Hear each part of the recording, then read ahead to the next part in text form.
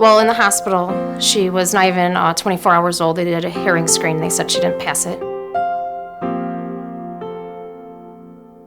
They told me that he didn't pass his newborn hearing screen and that the pediatrician would come in and speak with me about that. I was a teenage mom. Right after my son was born, they told me that he failed the screening. I was shocked. I was very shocked. Both of our families are, none of them are hearing loss family. There's nothing in our genetics. We have no family history. Everything was very new to us. And I was a little taken aback because I didn't like that my baby had failed something. And he wasn't even trying. I mean, if he tried, he probably wouldn't have failed. You want to believe that nothing is wrong with your son. I just didn't believe it for some reason. I mean, he seemed to be responding to me in every way a baby would. I was scared to know that he might not hear. At the same time, I needed to help him. We were worried, being slightly older and having kids, we were worried about Downs and things like that. Didn't even cross our mind about hearing loss. Hearing loss is not a unique thing, even though for us it was unique.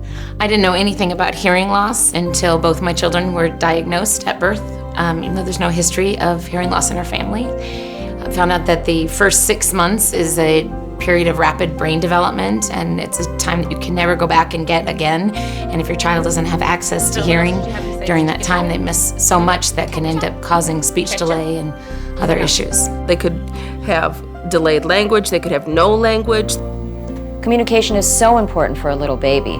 Communication, that connection that it gives you father and son and father, that it goes back and forth, that's really crucial and important. I think it's very important for me that I found out sooner rather than, keep thinking that she would be okay. The 1-3-6 rule is you want to have your baby screened by 1 month of age. You want to follow up and have a diagnosis by 3 months of age and be enrolled in an intervention program by 6 months of age. I don't think I would have caught it, actually. I think that because he can hear out of one ear, he still responded to our voices.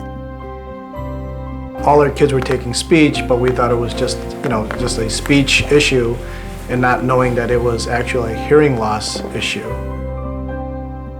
We might have thought that he had autism or some sort of learning disabilities. He could have slid through his early years without us knowing. It could have caused him lacking in school and getting no confidence. One of the mistakes that I did is to get to the denial, ignoring what really happened to my son, and that delayed the process for my son. We didn't take the back seat. We didn't, just take this information and kind of said, okay, you know what, we'll figure it out when the time comes. He's too young, he cannot speak for himself.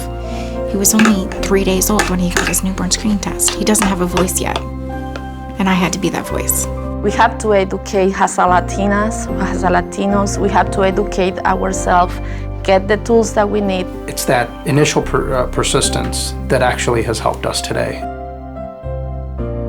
For me, in my head, I thought, okay, get over yourself.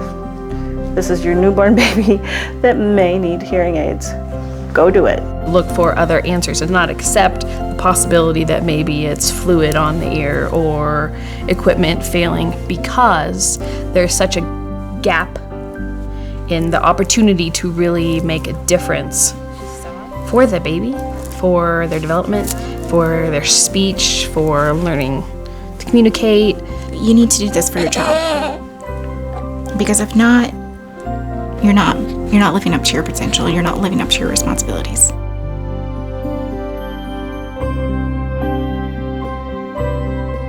For all grandparents, I would strongly recommend that your children follow through on all the recommendations. You want to keep up on it and see if there's any change.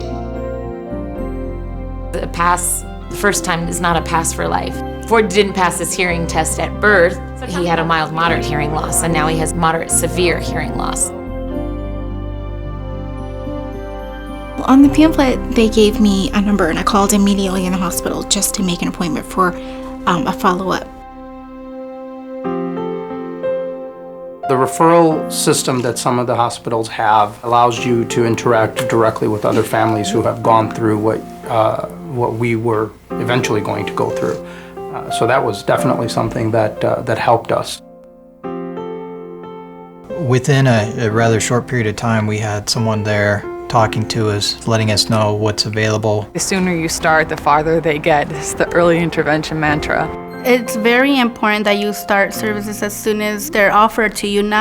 You might not be ready, but your child definitely is ready. If you are home birthing, you're going to want to make sure to find the places in your community that are offering these screenings.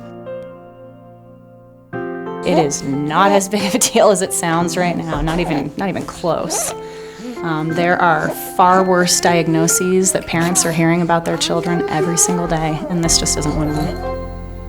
It's hard when you're scared and you're not sure about your baby passing the screening, but it's not necessarily bad news and not the end of the world. There were people whose entire careers, their lives, kind of revolved around making this work. So there was hope. I told her, don't worry about it, that we're here. We're going to give her as much support as possible. We love the baby no matter what. Obviously, we love them either way, and you roll with it, and you go with whatever comes. I was scared, but then I decided to go to the follow-up, and they told me that he was fine.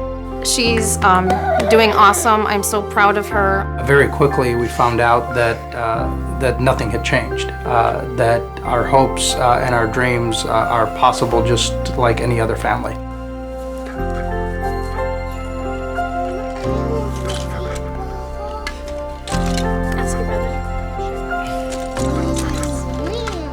It is a lot of work, but it's worth it. I could realize that my son is going to have a normal life because my son is fine. It's important to know that you're going to be okay. No matter what the tests say, you and your baby are going to be okay. So good. If your baby can't hear, how will you know? Don't take a chance with your child's language development. Get a full hearing test in the first month of life. Get your baby hearing tested. Resources and help are available. Get connected with Virginia Guide by Your Side, the Infant and Toddler Connection, and the Early Hearing Detection and Intervention Program. Call today for more information, 866-493-1090, or visit vahealth.org/hearing.